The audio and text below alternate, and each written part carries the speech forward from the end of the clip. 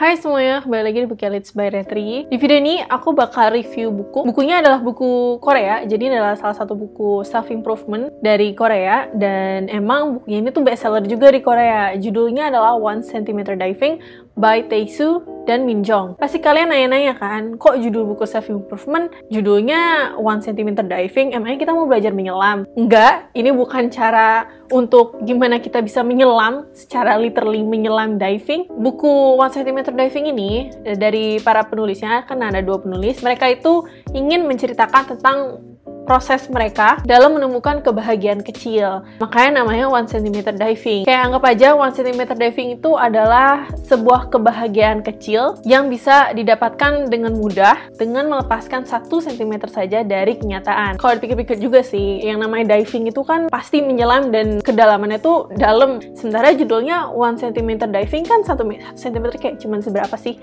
Kayak sekecil ini doang kan kurang lebih. Tujuannya si penulis ini tuh pengen ngajak kita, si pembaca, ikut serta dalam project 1 cm Diving, atau di dalam buku ini mereka kayak ngajak project kita, kayak diajak untuk berinteraksi juga di dalam bukunya ini, dengan tujuan supaya kita tuh bisa mencari kebahagiaan-kebahagiaan kecil dalam kehidupan sehari-hari kita. Para penulis 1 cm Diving tuh ngajak kita untuk aktif langsung, kayak berinteraksi juga di dalam buku, untuk menulis kayak list-list hal-hal apa aja yang kita suka dalam kehidupan sehari-hari kita. Dan di sini tuh mereka menamakan para pembaca, kita sebagai reader itu sebagai salah satu partisipan 1 cm Diving Project. Terus pada awal chapter mereka juga kayak ngasih guide apa aja sih yang diperlukan untuk ikut ke project ini. Seakan-akan tuh kita kayak emang mau ikut diving, tapi itu cuman secara metafor aja ya. Kayak bahan yang diperlukan adalah mereka di sini menanyakan kepada kita, kamu tuh orang yang kayak gimana sih gitu, dan definisi menyenangkan untuk kamu tuh apa? Karena definisi menyenangkan untuk orang-orang tuh kan beda. Di chapter pertama ini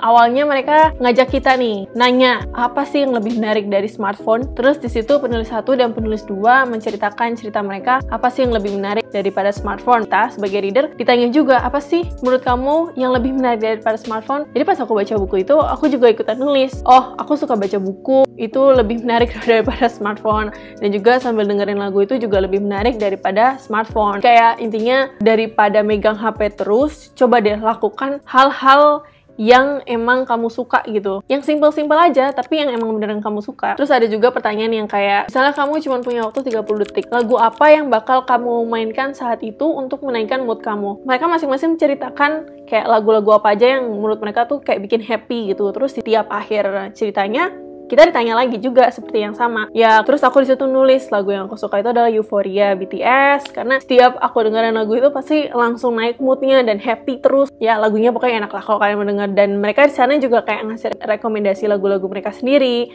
dan kita di situ juga diajak berinteraksi secara nggak langsung lah di dalam bukunya.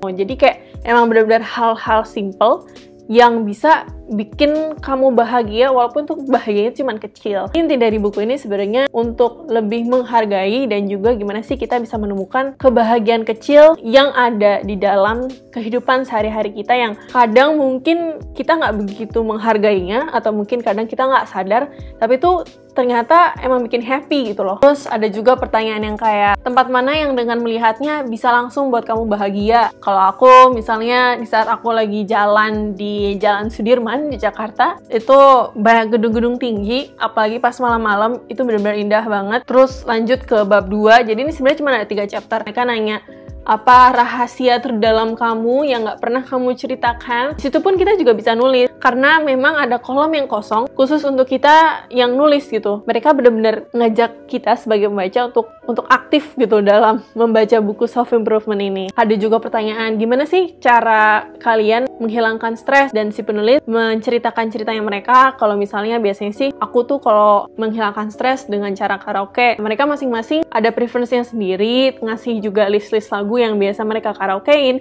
list-list film yang biasa mereka nonton. Dan di situ pun kita juga diajak untuk berinteraksi, gimana sih cara kamu menghilangkan stres? Kalau di situ aku nulis gimana cara menghilangkan stres aku dengan nonton film atau nonton seri, terus atau juga mungkin baca buku. Lanjut ke bab 3-nya, mereka kayak langsung nanya ke bagian dream atau mimpi-mimpi kita, impian-impian yang kita punya gitu. Dan di sini juga si penulisnya menceritakan, ada satu penulis yang dia bilang kalau sebenarnya aku nggak punya mimpi gitu.